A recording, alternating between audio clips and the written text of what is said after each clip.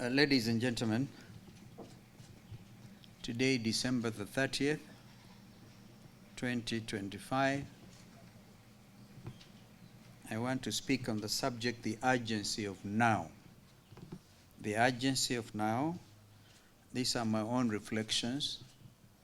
As you can see, my colleagues in the United Opposition are not here, but we are all together. And therefore, end of year reflection and hope for the new year 2026. Wazalendo wenzangu. Thank you for joining me today, the second to last day of 2026. As we stand at this threshold between years, I speak to you not merely in reflection, but with a conviction and a resolve that the time for change is now. Kenya is hurting, and our people are suffering, and the time for polite diplomatic language has passed. Fellow Kenyans, 2025 was a year of profound loss. We have lost men and women who transformed this country and shaped our journey toward justice and freedom. We lost Prime Minister Raila Amolo Odinga, a titan of democracy, a warrior for reform and electoral justice, and a relentless voice for the voiceless. His life was a testament that leadership must be anchored in courage, in conviction, and service to the people. We lost Rasnawara, whose pen exposed corruption without fear, and we mourned learned Senior Counsel Feroz Noreji, a defender of human rights who never wavered in his commitment to justice. We also lost Catherine Nyamato, a tireless advocate for marginalized communities. We lost Phoebe Ashio, a pioneer for women's rights and empowerment. We also mourn David Mulwa and Mumbi Wamaina, voices of courage, conscience, and courage.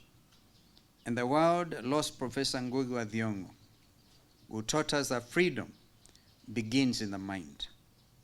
These giants challenged us to be better, to demand more, and never accept oppression as a price of peace. We honor them by completing the journey to reclaim our country from this oppressive regime.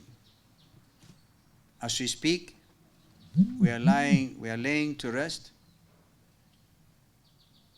Mheshimiwa Cyrus Jirongo. And I think we pause for a moment to honor him.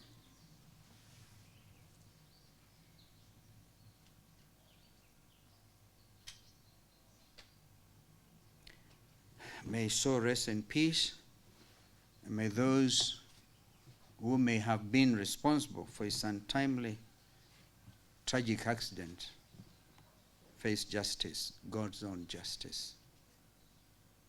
My fellow patriots, nothing defines the moral collapse of this regime more than the blood of our young people spilled in broad daylight. Let us never forget Rex Masai, Denzel Omondi, Alfred Ojwang, Eric Shieni, Boniface Kariuki. Remember, Kariuki was just selling masks. I actually attended his funeral in Murang'a. We remember Bridget Njoki, a young child shot in our own living room or our parents' living room by police bullets out there in Kiambu, near Ndumberi, away from Nairobi, where possibly people could be arguing the intensity of demonstrations. Our innocence stolen in an instant of senseless violence. We remember the abducted, like Rosemary Njeri, whose crime, quote unquote, was creating an online civic tool to help Kenyans participate in the Finance Bill 2025. Our story and our recognition in time 100 next. I was there in court to plead, tell them, why have you brought her here? And the magistrate agreed with us. Rex, Alfred, Eric, Denzel, Boniface, Bridget, and Rosemary were not criminals, yet they were met with bullets, abductions, and intimidation by a Ruto-sanctioned operation that violated their constitutional rights. And they represent, as we all know, many others. In 2023, when Raila was around and we went demonstrating against the high cost of living, 70 plus of them were shot down. We buried them all over the place, in Siaya, in Machakos. So this is just a representative sample of the young Kenyans we did not have to lose. This is not just a national tragedy. It is a moral failure by the legacy and the legacy of the Ruto regime. I ask Kenyans to honor our fallen friends and children by committing ourselves to a Kenya where no young person will ever again pay with their life for demanding justice under the Constitution. Zalendo wenzangu, let us speak honestly about where we are and what is the state of our nation, of which the evidence is damning, and it comes from Kenyans themselves. Anywhere and everywhere, be it in Nairobi or Mombasa, the Rift Valley or Western, Coast or Northeastern, the devastating picture of life under the Ruto regime in just 3 years is clear. No amount of sugarcoating or political rhetoric that is self-serving can change these facts.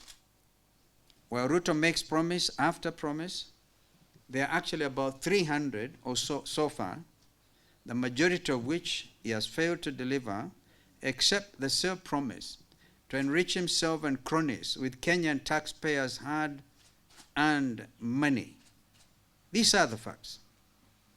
Number one, the cost of living has become unbearable.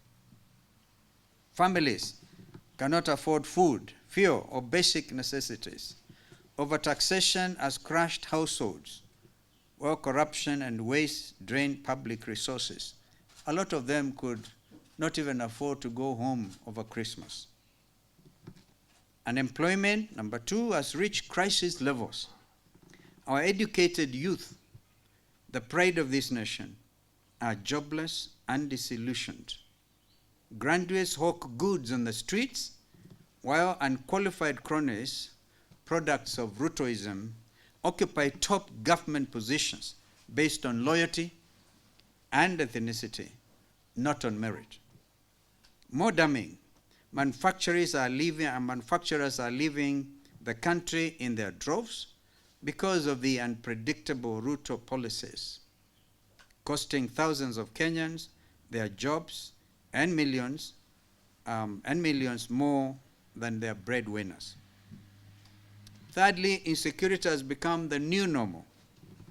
From police brutality to abductions, from femicide to banditry to petty crimes and increased house breakings, Kenyans are living in fear. The Kenyan skyline is changing, yes, with higher stone walls and barbed wire on its top that block sunlight, because Kenyans are more afraid of their fellow Kenyans than ever before. Nairobi, that used to be called the green city in the sun, is now an unplanned stone city under siege because this regime chooses greed over the people. Fourthly, despair has replaced hope. Kenyans feel abandoned, overtaxed, underpaid, and overburdened. Each day dawns with a new levy, a new penalty, a new heartbreak. Are we not waiting for January to hear that NSSF has upped their contributions as well. Fifthly, or thereabouts, healthcare has collapsed into a nightmare.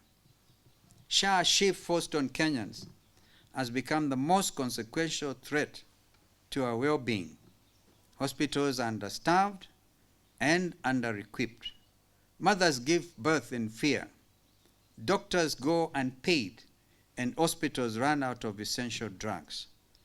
I met two families in Sekuru where I was for Christmas, Sunday morning, from different parts of the constituency. And they had a similar story to say, help us.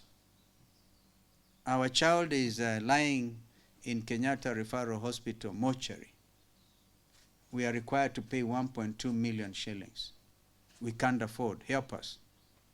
So I'm trying to see how I can now relate to that story, how I can help. The next family comes in from Kasa side, if you know where Mwingi and all this.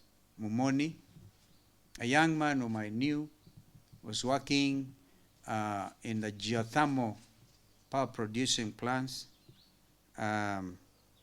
contracted some infection.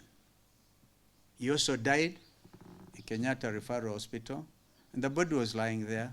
The father, who was one or two classes ahead of me in high school, could not afford. They are saying, help us bring the body of our young professional, chemical engineer, home.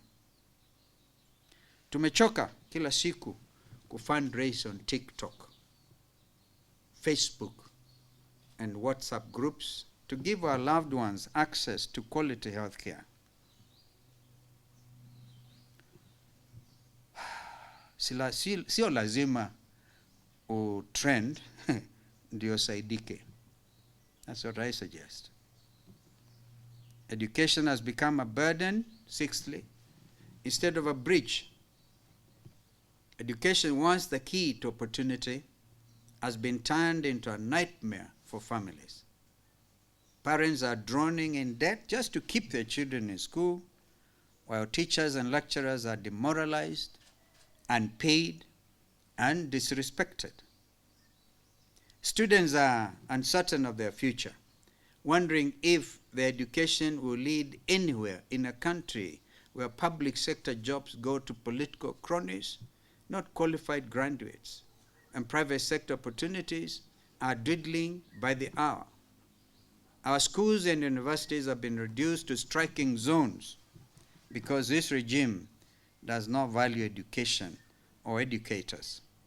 As we speak, 300, as of today, 350,000 young Kenyans who are supposed to join grade 10 under the controversial and I dare say unrecognizable CBC system do not know where they are going to school. And they are expected to join year 10 on January 12th. 350,000 of them have applied for transfer. This is not governance. This is organized suffering for parents and their children. This is not bottom-up economics. It is Ruto bottomship, bottomless corruption, and top-down greed. Fellow Kenyans, Dr. Martin Luther King Jr. once said, I quote, "We are confronted with the fierce urgency of now," end of quote. The urgency of now is a cry of a mother who cannot afford medicine for a sick child, the desperation of a young graduate with no job, the fear of a family living under police brutality, and the anger of a farmer who cannot feed their family. 2026 must be a year of change, fellow Kenyans. Not change delayed or promised, but change delivered. The urgency of now demands we say with one voice, one term, Komboa Kenya. Wazalendo wenzangu, let me be clear about what this regime is doing. Faced with failure and faced with the revolution, they have resorted to destruction, to deception, and to delay. The Singapore illusion as an example. Ruto speaks of turning Kenya into Singapore. But what we see is hashtag Singapore, a nation drowning in debt, overtaxed citizens, collapsed industries, and fleeing investors. Let us be clear, Singapore was built on discipline, on merit, and strategic investment. In 3 years, Kenya under Ruto is being drowned in Rutopreneurship, where public office is a family business, where contracts go to cronies, and where corruption is policy. Let us be even clearer. You cannot hope or pretend to build Singapore on the foundation of theft, incompetence, and nepotism. Let's face it, Singapore is all we will ever get under this regime. Secondly, I want to talk about the referendum diversion. And now, they want to add a constitutional referendum to the August 2027 elections. Can you imagine, Kenyans? Already the weight of 6 ballots from an MCA to an MP to a senator to a county-women rep to a governor to a senator, did I say senator? To the president, 6 ballots, and you want to add other ballots to make it 10? Where in the world has that happened? I must tell them, we do not even have in place a referendum law. Let Parliament deal with that first. And when we under NADCO dealt with these issues, those issues, the number one item was the cost of living, which this regime said, no, that's our business, leave it. Now it is now under the urgency of now. This is so that they can manipulate the process and attempt to extend their grip on power through backdoor constitutional changes. There is no constitutional crisis in our country. Nothing can stop this election based on boundaries review. The legal avenue available, avenues available, of course, the main one is in Parliament, that the state has unfortunately captured. We will be seeking interpretation on this matter, and I can tell you, the Constitution says that there shall be an election for a president in each of the 290 constituencies. The constituencies are even defined under the Constitution. So nobody can come and say there will be a constitutional crisis because we do not have in place the boundaries review. And yet under NADCO, we had made it very clear that, in fact, we made a recommendation that rather than have a review of the boundaries after every 9 or so years, we made it 14 in order to be able to cover the current deficit. But that notwithstanding, there is no constitutional crisis. Let me be really very crystal clear to Mr. Ruto. Implement the Constitution of Kenya first, and obey and respect the rule of law and the Constitution you swore to uphold. Never mind the fact that you opposed it in the first place, but you are the guardian of that Constitution. And no excuse to say I opposed it in the first place. In fact, this Constitution has served you so well. When Uhuru Kenyatta could have taken the liberty to fire you, he couldn't, because you are joined at the hip. He required a referendum, an impeachment motion, and you had the numbers. Fortunately, so this Constitution has actually served Mr. William Ruto very well.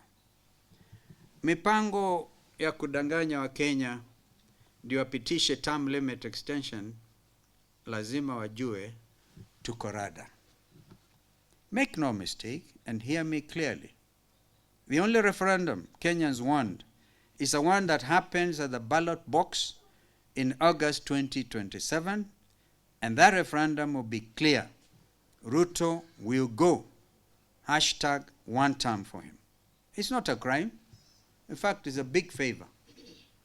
The way they are performed under this regime, even their one term is a big, big favor. My fellow Kenyans, I want to be very clear this afternoon. The united opposition is not just a coalition. It is your government in waiting. We are united not by personal ambition, but by shared values: respect for our Constitution, economic justice, integrity in public office, and the protection of fundamental rights. And I make this commitment to you. By the first quarter of 2026, the name of our presidential candidate will be made known to Kenyans. I think it's only fair that we work in that direction. And I want to say that I personally do everything possible to hold our team together. Let me also be abundantly clear. I am running for President of the Republic of Kenya. That's an obvious fact. Because I was given a direct mandate on October 10, 2025 by the National Delegates Congress of the now revamped, re-energized Wiper Patriotic Front. This is a front to liberate Kenya. I've walked this journey with you, and I've stood for justice when it was under attack by the very people who were supposed to be his first line of defense. I have defended the Constitution when others sought to undermine it, and I've defended Kenyans in our courts of law when they have been abducted and tortured. I have, with my colleagues in the legal fraternity, also spent countless hours in our courts of law, and successfully stopped the attempts to auction our strategic assets like the JKI. Young Kenyans were even arraigned before anti-terrorism courts in committee. You know, they were meant to get maximum fear put in their minds that, you know, you are next to commit maximum prison. The anti-terrorism court is right there. And so they are put together with international criminals. And I will continue to do so with the same vigor to stop the recent attempt to sell off 18 of our heritage corporations for a song and to Ruto associated companies. And Kenyans, I will lead this nation with integrity given that opportunity, competence, and compassion, not just as I did from the first day I had the privilege of holding public office. Under my leadership, we will cut unnecessary taxes like the punitive affordable housing levy that is a conduit for theft. Simply, it is a slush fund. We will deliver our 24-hour economy that lowers the cost of living, brings back investors and creates real jobs, not Ruto's fake promises. We will restore professionalism over Rutoism. Jobs will be earned by merit, not by loyalty to a political godfather.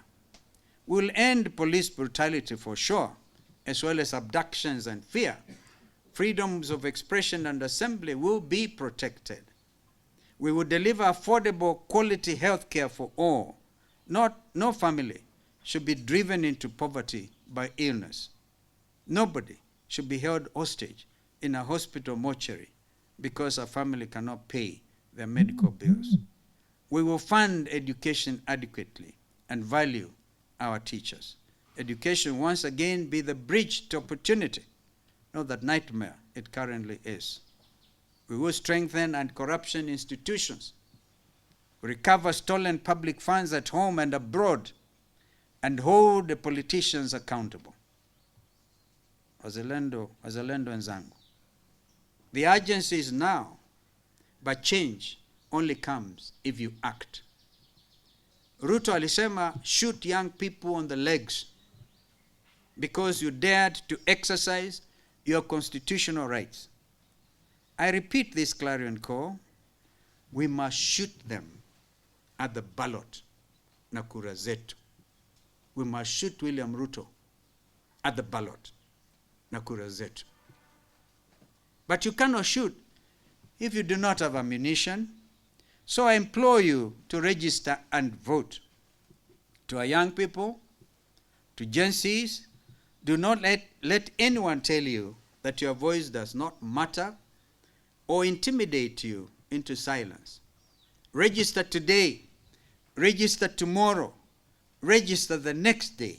Register until all your friends, all your classmates, all your cousins, and every eligible Kenyan has their voter's card in hand. Your vote is your constitutional weapon. Use it. One shot, no retreat, no surrender. Fellow patriots, I thank you for the support you have given me over the years, particularly those of my own political formation. Even when I've been in opposition, going to these 15 years, they never lost hope in me. They kept hope alive. Your hope drives me, and your demand for change empowers me. From Lamu to Kiambu, Isiolo to Bungoma, Nairobi to Kisumu, Wote to Turkana, Tharaka to Kajiado, Mombasa to Meru, and from Sugoi to Sekuru, we all deserve justice, dignity, and honest leadership. I have no doubt that we will complete the journey together to a Kenya of justice, of opportunity, and of dignity. This is not a dream deferred or a promise delayed.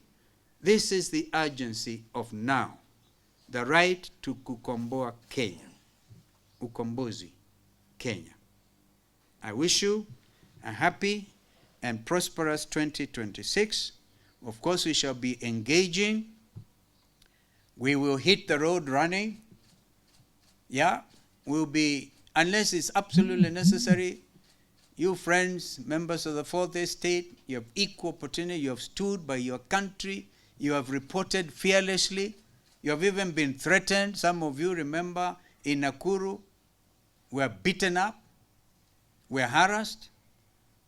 We are in this together as Kenyans. And I want to appreciate the Fourth Estate. May God bless you. May God bless our country, the Republic of Kenya. I thank you.